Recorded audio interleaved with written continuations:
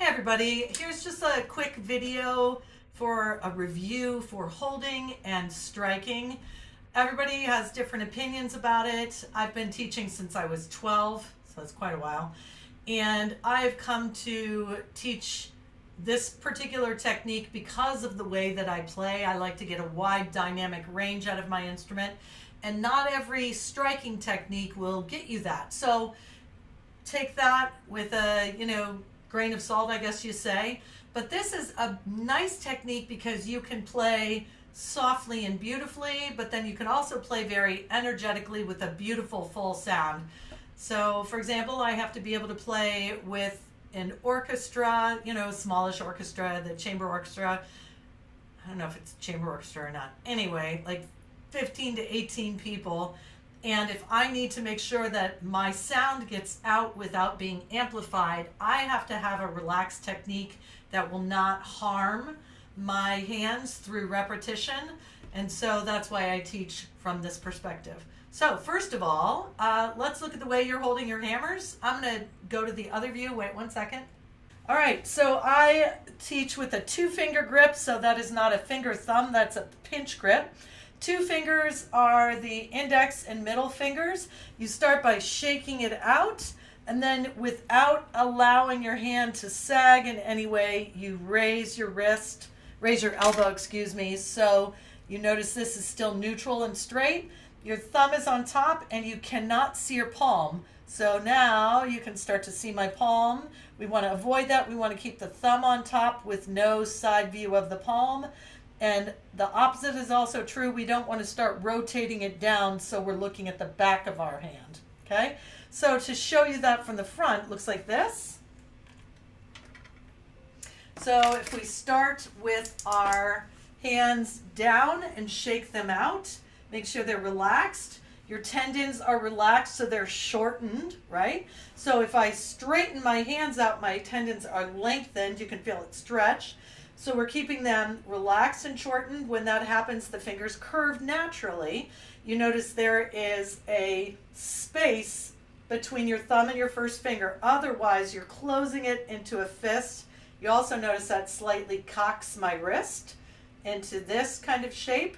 So everything stays neutral. Gravity brings your hand straight down. You lift it while maintaining that placement, and don't let it sag or come out or in. So first practice that, just shaking out, noticing that your hand is down at the end of your wrist, straight, not cocked in any way, right? It's just straight down from gravity. Then you lift it from the elbow. We don't even need to lift it to a 90 degree. I keep doing that, but even this, because this is good playing, angle slightly down, and the wrist is still neutral. Now in doing that, oopsie, dropped my hammer. In doing that, we preserve this neutral carpal tunnel, right? So this is so jam-packed with things like, I think like 14 bones, something like that, a whole bunch of muscles, tendons, nerves, all of that. So we want to make sure that we're not playing from this placement. A lot of people I see doing this or this, and then they're flicking. But this is extremely hard on this joint, which is the joint that people experience arthritis in before they even know they have it. So it's extremely important to protect this joint. And in doing so, we're going to keep this neutral. So you notice the hammer is right at my middle finger, but if I have a poor technique, my hammer is now at or above my index finger. See that? Also, you can see visually it's cascading off instead of just going basically straight out. Still relaxed, but going straight out. Here's from the other side, right? And here's from the other side. So you see it cascading off. Now the wrist is locked, and we're going to be either using the elbow, stabbing, not good, or we're going to be flicking, which again, so much tension here and in this joint. So we're going to avoid that. All right, once we have our hammers correctly, have our hands positioned correctly with this, making sure we're not allowing it to droop at all. we place the hammer on the first knuckle of the first two fingers. All right, you notice that I've allowed my middle finger knuckle to bend ever so slightly, and that creates like a bumper. This little pad of fat here creates a bumper and effortlessly holds the hammer in place. You could pull this right out of my hand with no problem because there is no pinching. So if I pinch at all, I can't pull it out. So it's completely relaxed. We've maintained this space. If you turn the hand over, it's as if you're cupping an egg or a chick, something very fragile that would break if you squeezed it. So we want to make sure that we have this neutral, open, relaxed position. The other fingers do not squeeze in. See how now everything's closed? And they also don't splay out. So when they splay out, we tend to have this hand shape, which is like the angry duck. Definitely way different than this relaxed, very relaxed shape that is very rounded. Okay?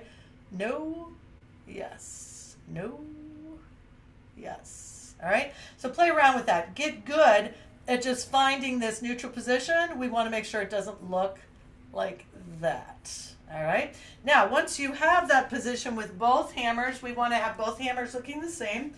Then we can put the hammers down for a moment. We can put our hands up to a right angle. When I ask people to put their hands up in a right angle, a lot of people do this. This is not a right angle, right? It's only right angle if we lift up the forearms so they are parallel to the floor. Then we remember we've got our I love Lucy. Lucy, I got some splaining to do. Our Ricky Ricardo, right? Now, when you do this, you notice it comes, here it is, comes back toward my head so it can go forward a little bit. It does not just go pew, pew, pew and go forward. Look how awkward and mechanical that looks, as opposed to this looks very playful and relaxed. I also like to, give people imagery that they can relate with. If you think about in gymnastics in the 80s, they used to have the ribbons on the floor. It was like a stick with a ribbon on it. It was very relaxed and beautiful. And our hands move in that sort of ribbony, relaxed way, as opposed to this very mechanical thing where it almost looks like we're throwing our finger off our hand, right? So here's a 90-degree angle. The arm is going straight up, and it comes back, it relaxes back toward our head, and then we just go forward a little bit. So if you're trying to do this, you notice now this is huge. This, where is this pointing? Always toward the ceiling, okay? You see that? As opposed to this is now pointing forward. So if you notice that when you're doing this, you're starting to point forward. Nope. We have to bring it back to this to where it's always pointing to the ceiling, okay? Now, you can put both hammers in your hand. Again, check them. Make sure they look the same. Open, two fingers, and the thumb is a bridge on top between the two fingers. It is not, the thumb is not on a pinch, and it's not on a pinch here with this finger just kind of floating around. The middle finger is in contact with the hammer. Now, once we've got that, we can put our arms straight out, and when you notice the arms are straight out, the hammers are not going like that, because now look at the position of my arm. See how this has got this big bend? This is now cascading down. So now we're in that position we're trying to avoid. When your hands are relaxed and neutral, you're at about a 45-degree angle with your hammers. Now, we're going to leave one hammer still. Don't move this hammer. We're going to leave it still. We're going to use it as a control group. We're going to lift it towards our head, just with the wrist, with that, Lucy, you got some splaining to do. We leave this one still. Keep it in that neutral position, about 45 degrees. The hand is relaxed. We start with it next to it, and then bring it back and end there. Now, it's important not to do this. Now, I'm pointing forward. Now, the strings are actually here, right? The strings are right here. Because when we bring our arms down, the hands go down, right? So, if we're doing this, we're now playing into the string, which sounds like this. Right? It chokes it off. All right. So, here we are. We're going to do one hand. See how it's just so relaxed? It's not whipping. There's no force. Okay? It just ends up right next to the other one. So, let's do the other hand. So it is not this. I invariably get somebody doing this. You can see this totally different motion.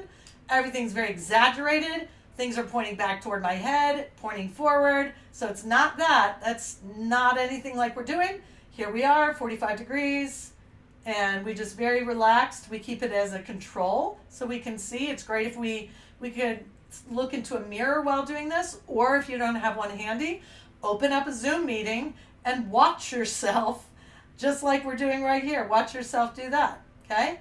Then, once we have the motion down and we bring it to our dulcimer, here we are. Remember, our forearms are going slightly down towards our dulcimer, shoulders rolled back, nice and open here. The dulcimer is at a good 35% angle. If it's too flat, we have a tendency to do this, to come down to it. Neck problems, neck fatigue, back tightness, all kinds of stuff. We roll everything back. And then when we make our motion, we keep our hammers parallel to our strings. That's this position. Our strings are right here. We keep our hammers parallel to our strings. My fingers are almost touching my strings. They're that close to my strings. My hammers are within an inch. They're very close.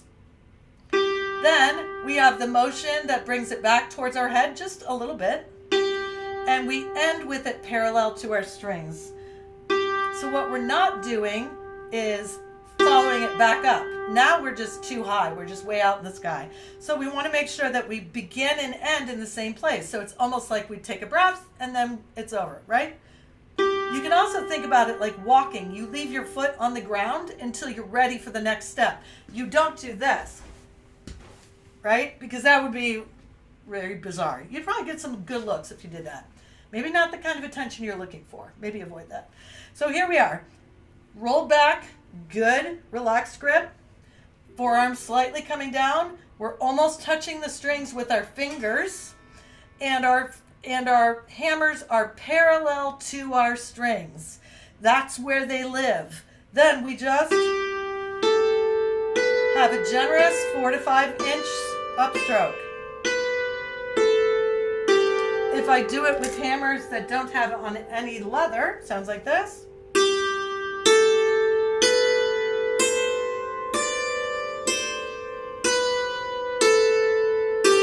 So about 1.5 inches to 2 inches away from the bridge, super relaxed. I can get a big tone.